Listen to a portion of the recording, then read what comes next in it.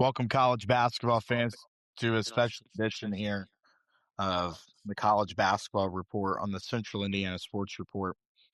Best time of the year, best week of the year. The two best days in sports are coming up later this week on Thursday and Friday with the NCAA Tournament. And we're going to be talking NCAA Tournament here today. I'm Grant Shouse with Mike Hutsell and Jake Dunn. Of course, Greg Mingelt here as well, talking about the NCAA Tournament. And guys, fresh off the bat, I'm curious your thoughts on the selection committee's process of getting some of these teams in here, especially the bubble teams, and getting Miami of Ohio in the field, who usually in the MAC would be a one bid league, and they get in at 31-1.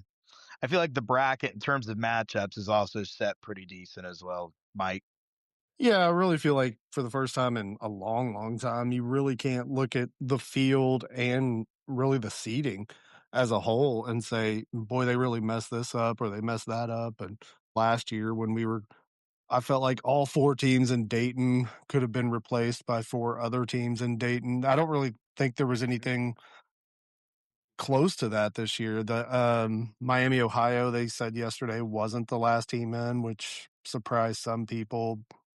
But for the most part, the bubble was terrible. Everybody knew the bubble was terrible, so it kind of took care of itself. SMU being the last team in, I don't really have a problem with that. They probably were the worst team on the bubble and probably the best of the crappy bunch that was out there. You had some surprises. The A-10 got two teams. The MAC got two teams. The West Coast got three teams this year. Yeah. Those aren't things that typically happen, but overall, this is probably as good a year as I've seen the committee do in terms of the field and the seeding of the actual teams.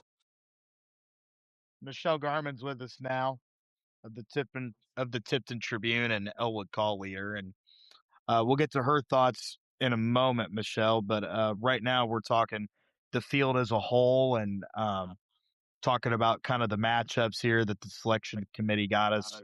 Jake, I'm curious your thoughts on the bracket as a whole so far. I agree with Mike. I think the committee did a really good job. I'm glad Miami of Ohio was in. If you don't put them in, you kind of just devalue the whole regular season. I know they didn't really play anybody. It's still really hard to go. Even if you're not playing great teams, it's still hard to go 30-0 in the regular season. So I'm glad that they're in. I'm glad the University of Nepotism, University of Auburn was in or was not in. I'm glad they did not get in. I don't think they were that great of a team, and I was kind of a Bruce Pearl hater, so I'm glad they didn't get in. I was a little surprised to see SEC runner-up Vanderbilt as a 5 seed. They had some struggles, but they finished off the year really well. And 9 seed Utah State. I feel like they could have been a little bit higher. They're really good mid-major. And I'm also a hater of Will Wade, but having them as an 11 seed, I thought was a little low too. I'm good with how the bracket turned out. Like you said, Grant, a lot of really good matchups. So yeah, I don't really have any complaints.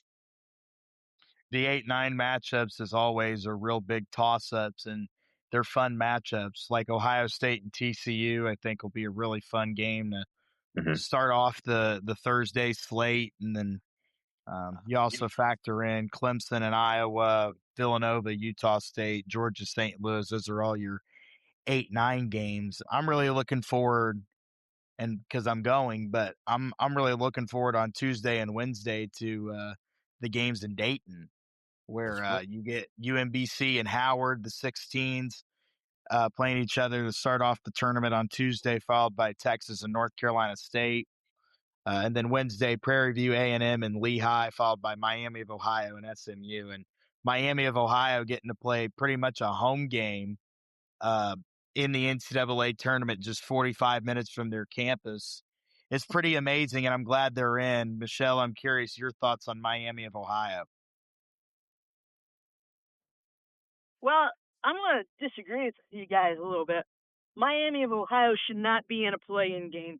31-0 is not an easy feat, and they should be rewarded for that. Maybe if they'd lost in the tournament to a team that didn't have Frank Martin as its coach, a really good coach. But I don't think they should be the play-in game.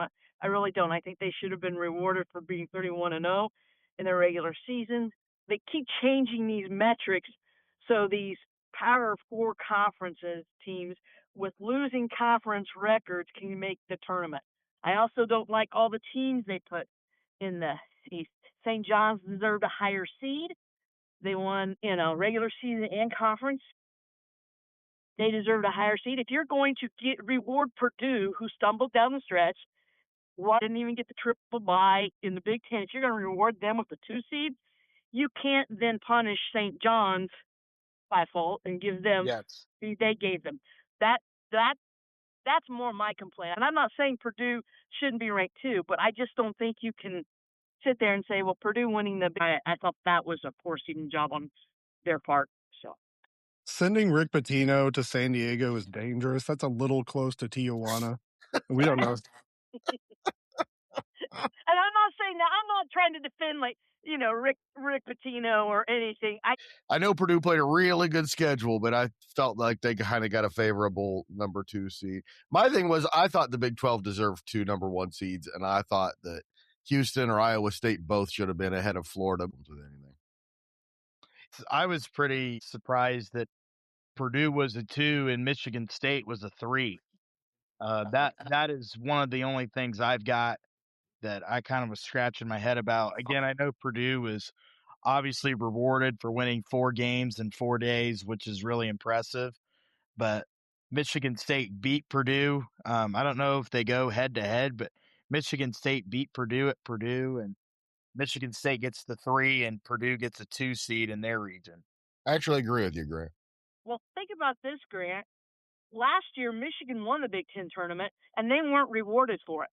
Their seeding, they did not move up. So that's my problem. I think Purdue was this year, but you did not reward Michigan last year. The NCAA has got to get some consistency.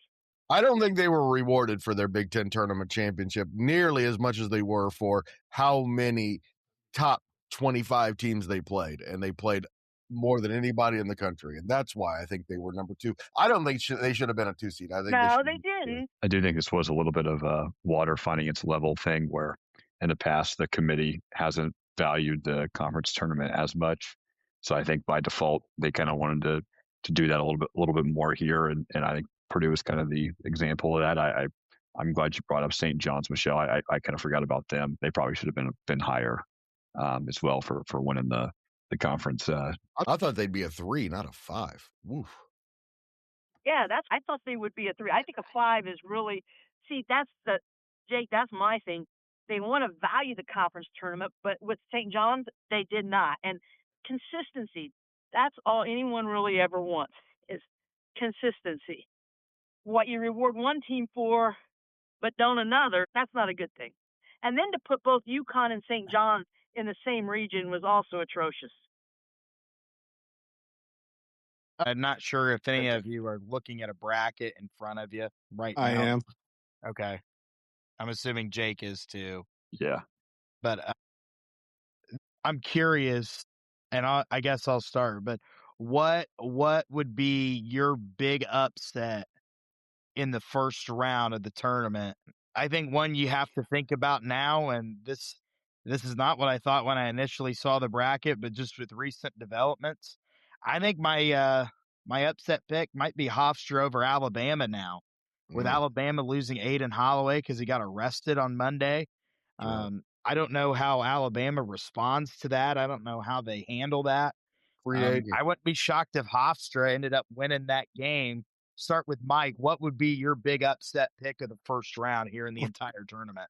First of all, Nate Oates has already reached out and signed Lamar Wilkerson for the tournament since he's technically not out of eligibility.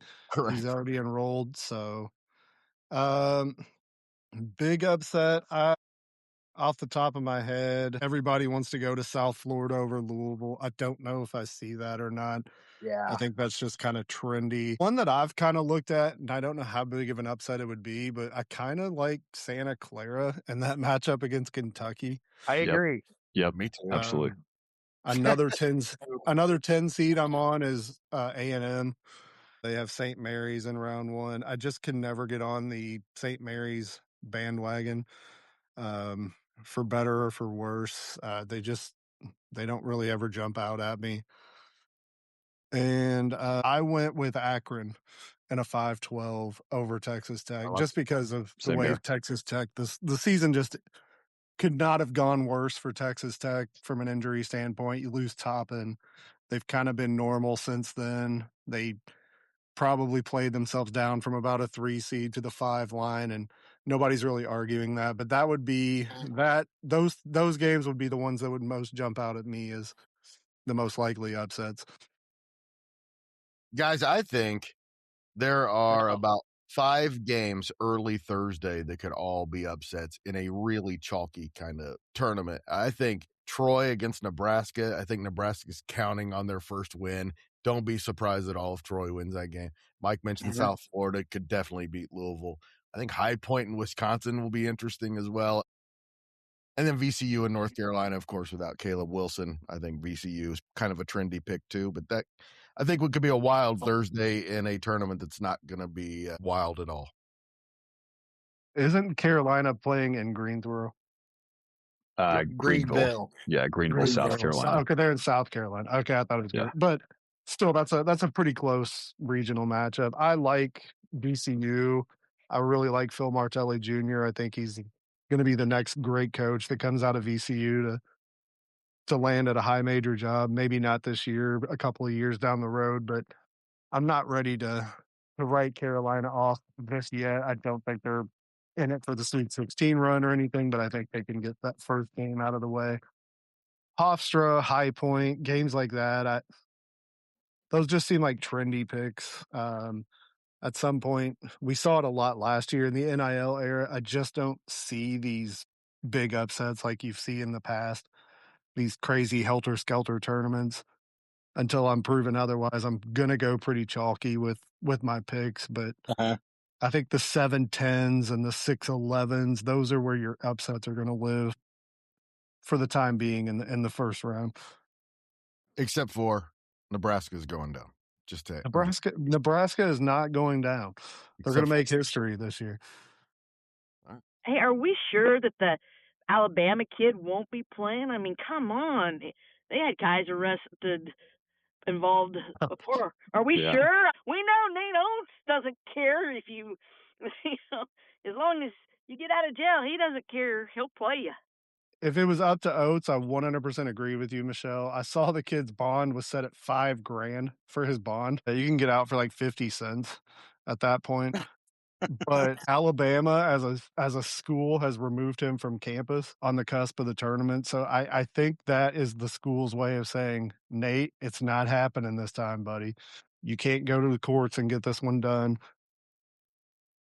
I saw on a very, very reputable Alabama message board that Bruce Pearl made a call to get this kid arrested. Bruce Pearl is, I don't think we realize he kind of runs things around the world these days.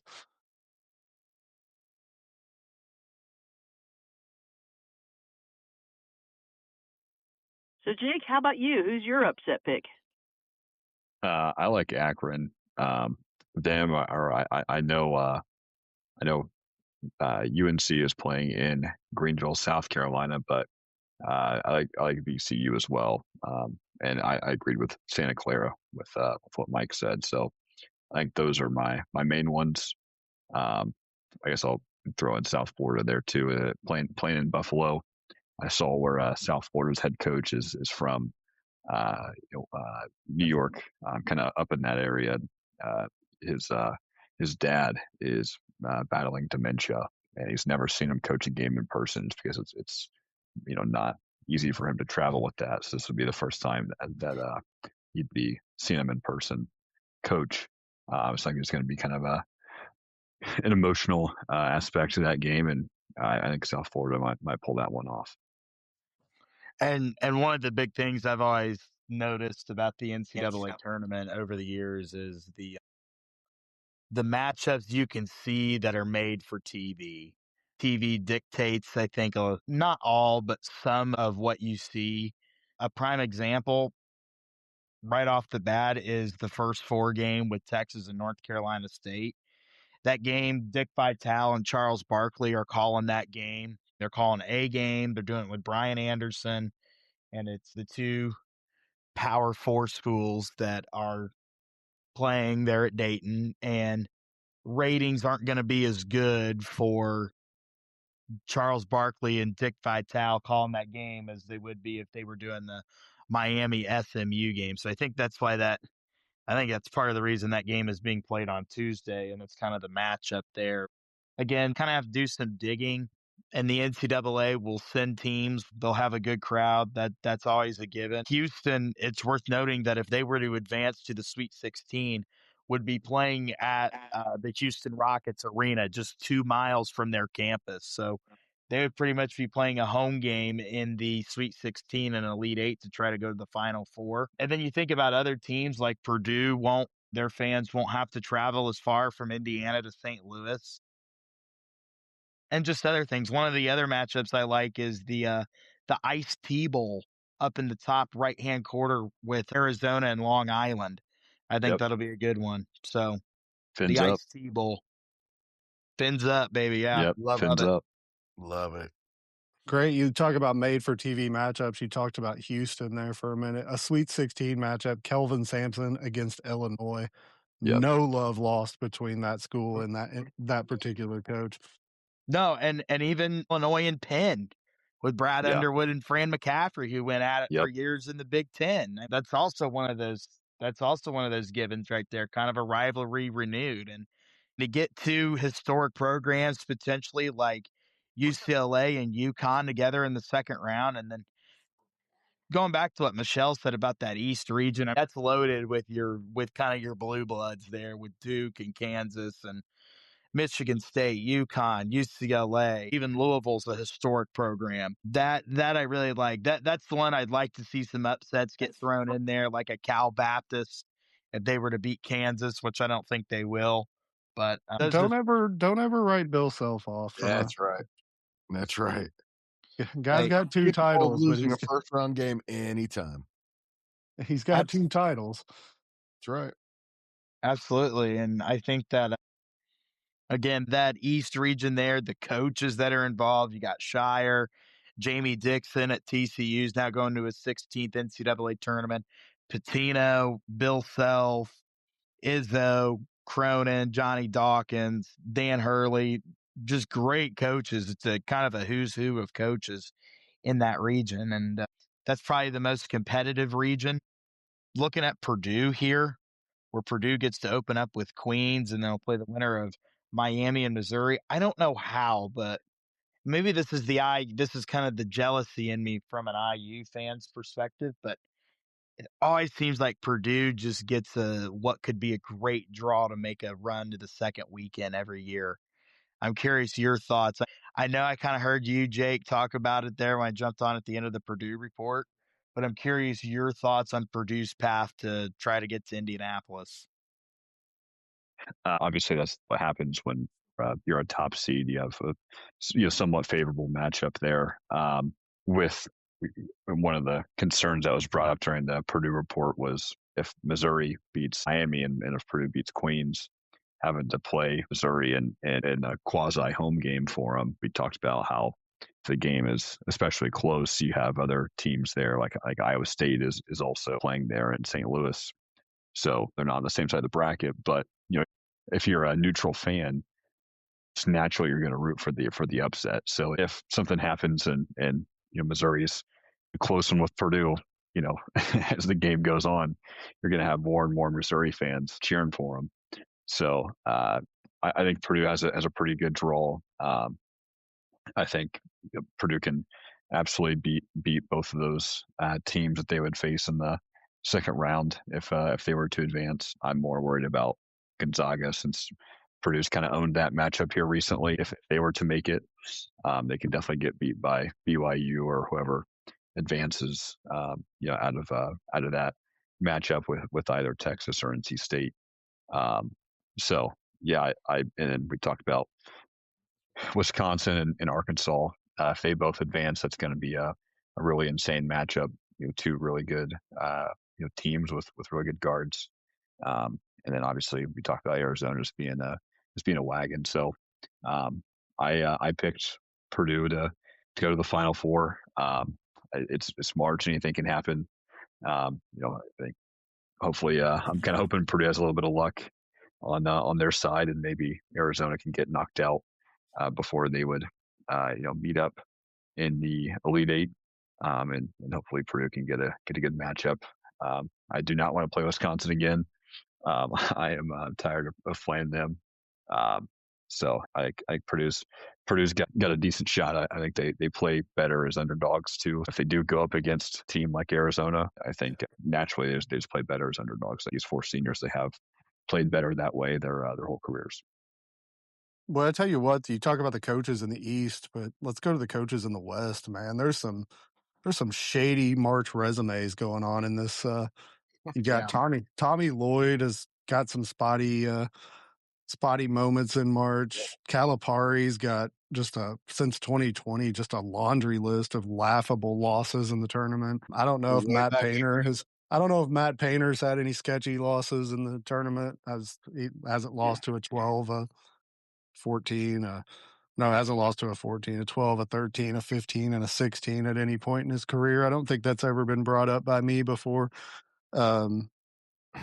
There's some fun going on. And then you got Dennis Gates, who I don't think anybody's ever going to confuse with James Naismith coaching at Missouri. And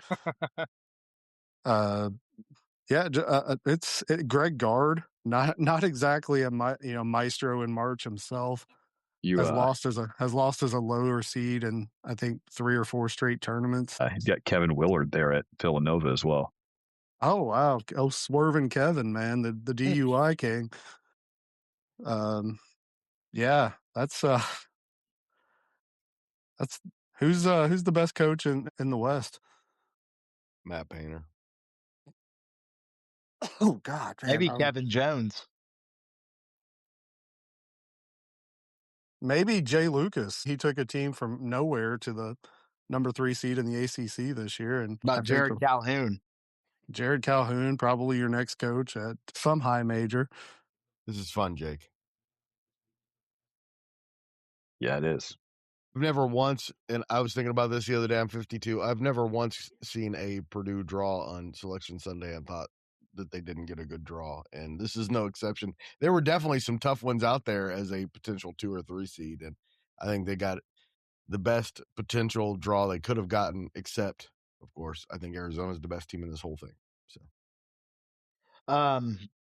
now I kind of want to talk Final Four and national champion predictions. And I'm just going to tell you straight up right now, I think it's going to be the same thing as last year. I think it's going to be an all-one party in Indianapolis, and you're going to have Duke, Florida, Arizona, and Michigan in the Final Four. And I'm going to take Michigan to cut down the nets.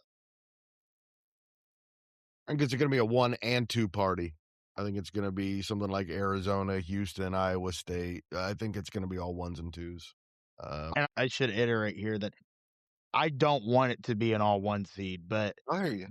Just these are, I feel, the 4 best teams. I think it's easy to say that it's going to be an all 1 seed, but after what we saw last year and how chalky that tournament was, hopefully this one's not near as chalk. I know, and I agree. I think it will be too, and so that's why I think that all 1 seeds will get there to the Final Four.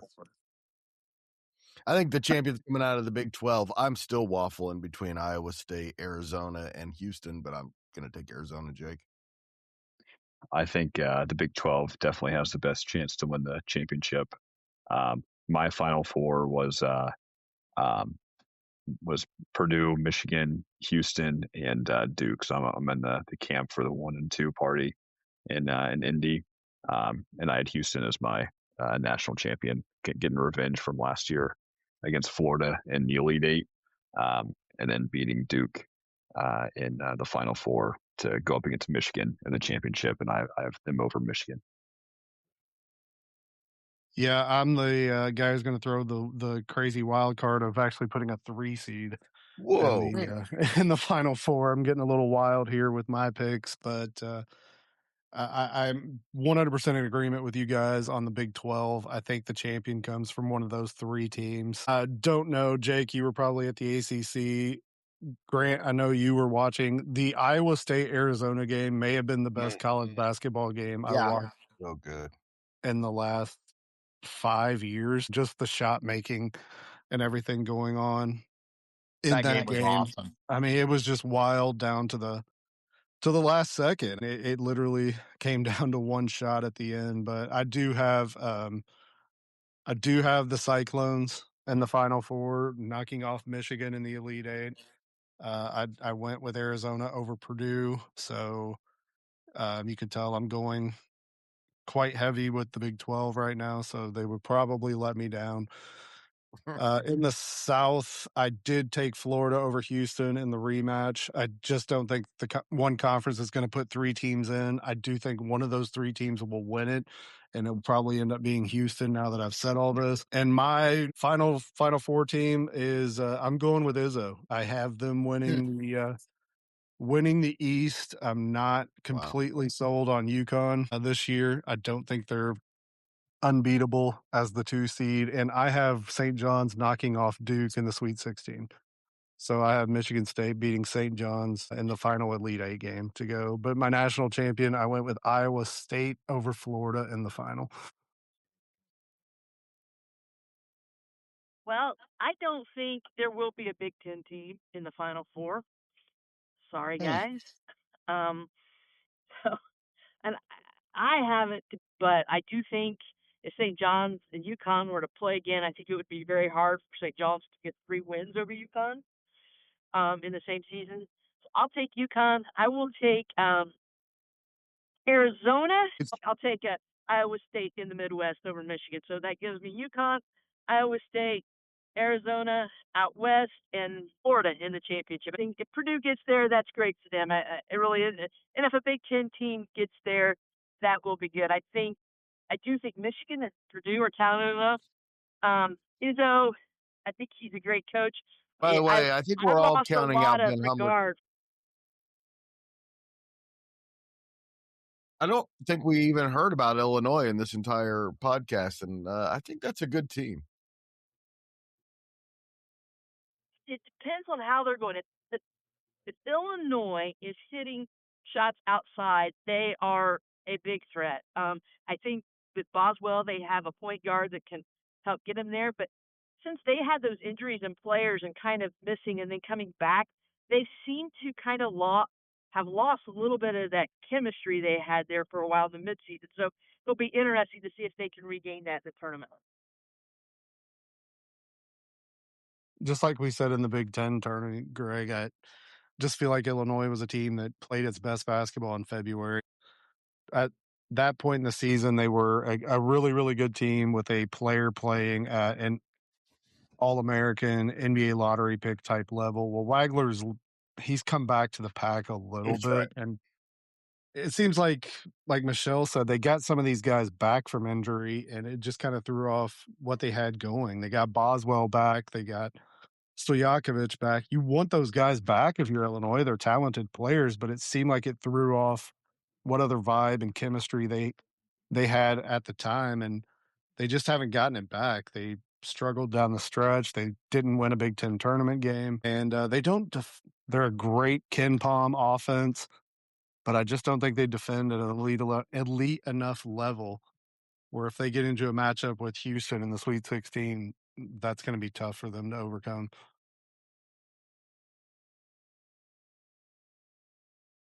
We can all agree here, right? None of us want McNeese State to win, so we don't have to look at that dork with the boob ever again. 100%. 100%. That is the stupidest thing I have ever seen.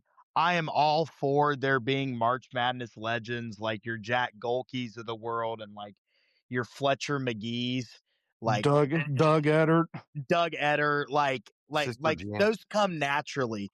That was the biggest industry plant, that dude last year, that I've ever seen in the NCAA tournament, and it had zero charm to it. And I thought it was the corniest thing I was watching the entire year. And quite frankly, added to what was just a bad tournament last year. And I really hope Vanderbilt beats them by 1,000,000.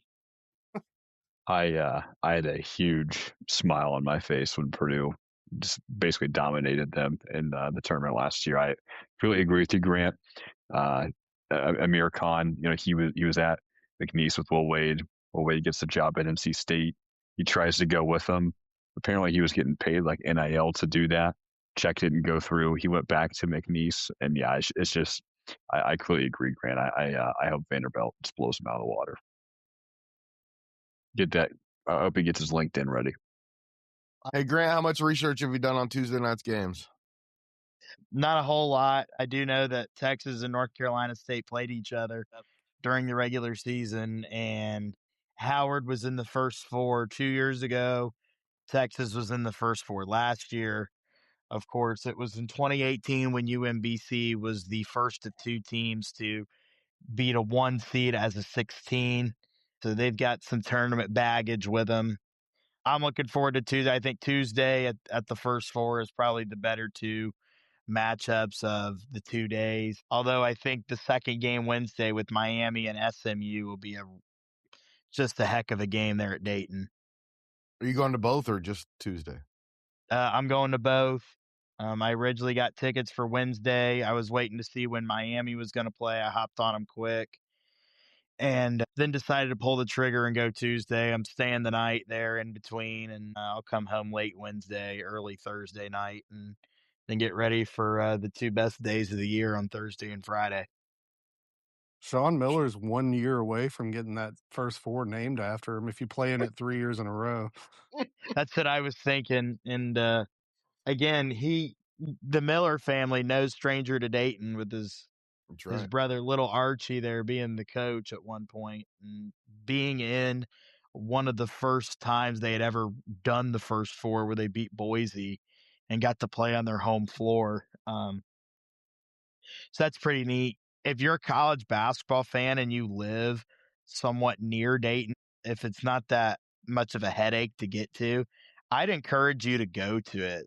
There's a lot of people there where in Dayton, my dad's from Dayton, and people really eat that up. The locals over there really eat that up and enjoy it and really have a good time and buy tickets. It's a lot of just local people who don't really have a rooting interest that go to it just because it's kind of a tradition at this point, and it's good for the local economy over there. And if you're a college basketball fan in like the Cincinnati, Dayton area and you've not been to it, I'd encourage you to go. I'd encourage you to go even if you're kind of from the eastern part of Indiana. It's not that far of a drive there to Dayton, so it's pretty fun. I always enjoy it.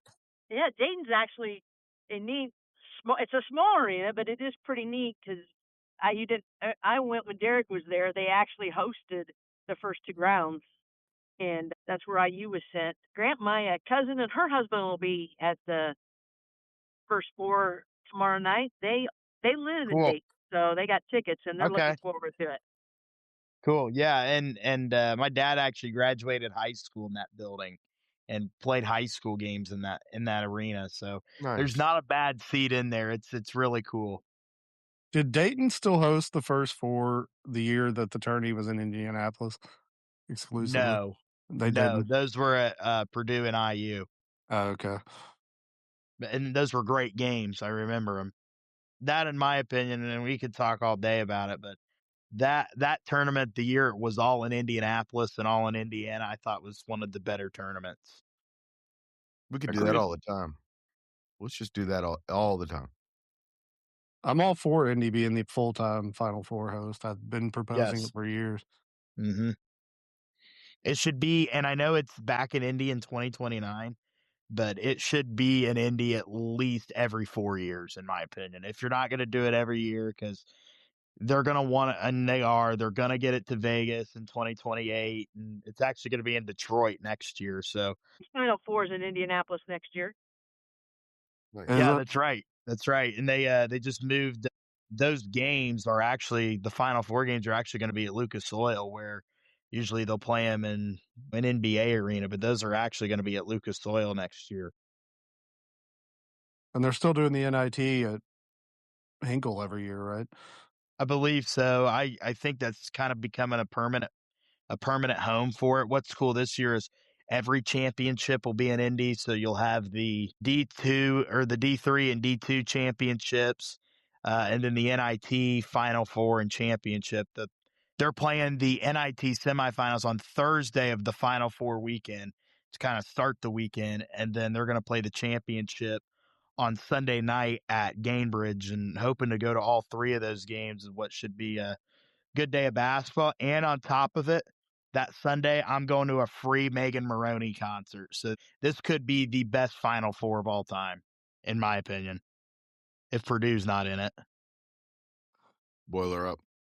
Before we check out, and I know they're not going into the NCAA tournament, but I would like to congratulate Thad Mana on an outstanding coaching career, and wishing him the best in his retirement. And I did see on Twitter today somebody suggested as a fundraiser that Ohio State Butler ought to play a game every year for charity, and it rotates between Columbus and Indianapolis. I thought that was actually kind of a cool idea, but